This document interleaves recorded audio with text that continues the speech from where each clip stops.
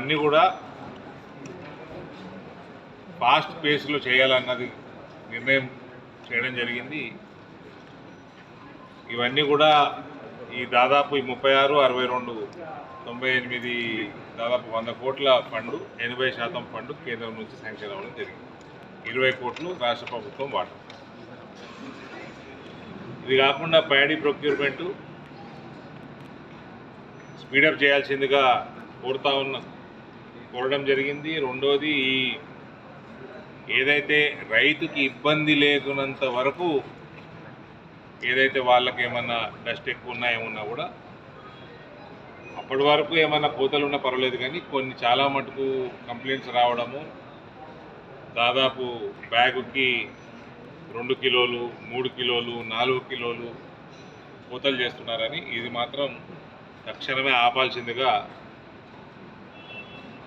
దాని మీద దృష్టి పెట్టాల్సిందిగా కూడా కలెక్టర్ గారు చెప్పడం జరిగింది. ఫసల్ బీమా పథకము రాష్ట్ర ప్రభుత్వం యాటిట్యూడ్ బాలేదు. రాష్ట్ర ప్రభుత్వం నుంచి వాళ్ళ ఇన్సూరెన్స్ వాటా కడతలేరు. వాళ్ళు కడతాము అని వాగ్దానం చేసి ప్రభుత్వంలోకి వచ్చిండ్రు, ఇవాళ కడతలేరు, కట్టే పరిస్థితి కూడా లేనట్టు నాకు అర్థమవుతుంది. సో ఈ అకాల వర్షాలకి, అతి వర్షాలకి ఇది ప్రతి సంవత్సరం వచ్చేది. ఫసల్ బీమా లాంటి పథకాలు ఇంతకుముందు కేసీఆర్ ప్రభుత్వం నెగ్లెక్ట్ చేసిండు, ఇప్పుడు ఈ ప్రభుత్వం కూడా నెగ్లెక్ట్ చేస్తుంది. ఇది మంచి పరిణామం కాదు. ఎందుకంటే ఇది మనకు ఎప్పుడో ఒకసారి వచ్చేది కాదు. ప్రతి సంవత్సరం మనకు సైక్లోన్లు వస్తున్నాయి, ప్రతి సంవత్సరం ధాన్యం దడుస్తున్నది, ప్రతి సంవత్సరం ఇదే రవస. కాబట్టి ఫసల్ బీమా ఇంప్లిమెంట్ చేసుకునే ఇంగిత జ్ఞానం ప్రభుత్వంకు ఉండాలి. రాష్ట్ర ప్రభుత్వం అమృత్ పథకం రివ్యూ చేయడం జరిగింది.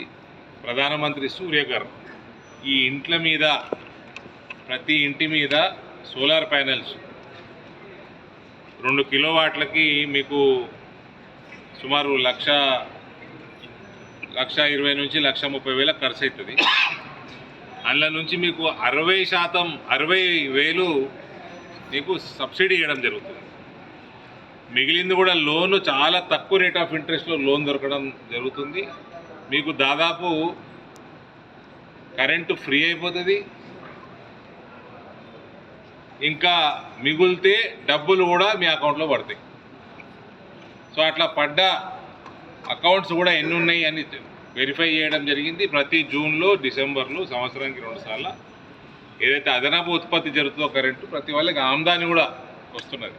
కాబట్టి దాని మీద కూడా ఈ స్కీమ్ మీద అవగాహన పెంచాల్సిందిగా ఈ డిస్ట్రిక్ట్ అడ్మినిస్ట్రేషన్ అడ్వైజ్ చేయడం జరిగింది. వాళ్ళు రాష్ట్ర ప్రభుత్వంతో ఏం కోఆర్డినేట్ చేసుకొని ఇంప్లిమెంట్ చేసుకుంటే it is more not just economical for the poor but also environment friendly.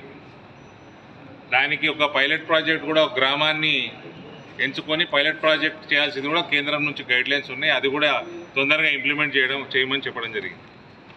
Mudra లోన్ల పరిస్థితి నాట్ బ్యాడ్, ఫర్దర్ ఇంప్రూవ్మెంట్ చేసే విధంగా కూడా చర్యలు తీసుకోవాల్సిందిగా విశ్వకర్మ యోజన కింద comparatively Jagtial is not bad, it is better in Telangana. Medical health పైన రాష్ట్ర ప్రభుత్వానికి 0 ఇంట్రెస్ట్ ఉన్నది. రూపాయి ఇస్తలేరు, స్కానింగ్ మిషన్లు పెడతలేరు. సెంటర్ ఏమో మెడికల్ కాలేజీలకు పర్మిషన్లు ఇస్తున్నది, దాని తగ్గట్టు హాస్పిటల్ అప్గ్రేడేషన్ పర్మిషన్లు ఇస్తున్నది, దానికి తగ్గట్టు వాళ్ళ ఫండ్ వస్తున్నది, కానీ ఇక్కడ నుంచి ఫండ్ వస్తలేదు, హాస్పిటల్ అప్గ్రేడ్ అవుతలేదు. టోటల్ నెగ్లిజెన్స్ స్టేట్ గవర్నమెంట్ నుంచి హెల్త్ డిపార్ట్మెంట్ మీద ఉంది. గ్రామీణ సడక్ యోజనలో టోటల్ ఎన్ని మన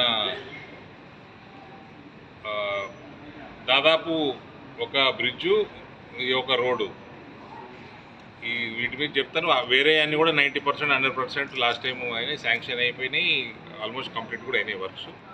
ఇబ్రాహీంపట్నం నుండి నడికుడ వయా యామాపూర్, ఫకీర్కొండాపూర్, ఇది total negligence of district administration, complete negligence of district administration. Collector గారు కూడా నేను స్ట్రిక్ట్గా చెప్పడం జరిగింది. ఈ రకంగా ఉంటే 4 సంవత్సరాలలో సర్వే చేసి కూడా ఇవ్వలేకపోయారు వీళ్ళు. ఫారెస్ట్ ల్యాండ్ ఉంది, ఫారెస్ట్ ల్యాండ్ ఉంటే ఫారెస్ట్ డిపార్ట్మెంట్ కలుపుకోవాలా, సర్వే చేసుకోవాలా, వాళ్ళ తగ్గట్టు వాళ్ళకి కావాల్సిన ల్యాండ్ ఇచ్చి దానికోసం ఎక్స్టెన్షన్కి మీరు సర్వే డీటెయిల్స్ తొందరగా అప్లోడ్ చేసి ఎక్స్టెన్షన్కి రిక్వెస్ట్ పెట్టుకోమని చెప్పినాను. కేంద్ర ప్రభుత్వం తోటి అడుగుదాం మళ్ళా. ఇప్పటికీ 4 సంవత్సరాలు దాటిపోయింది మాకు శాంక్షన్ చేసి. 5 సంవత్సరాలు వేస్ట్ చేశారు డిస్ట్రిక్ట్ అడ్మినిస్ట్రేషన్. బ్రిడ్జ్ ఒకటి, సరే బ్రిడ్జ్ ఒక 3-4 మంత్స్లో కంప్లీట్ చేస్తా అన్నారు. ఎక్కడది అసలైన తొలి వెలుగు. ఫాలో వాట్సాప్ @తొలి వెలుగు official.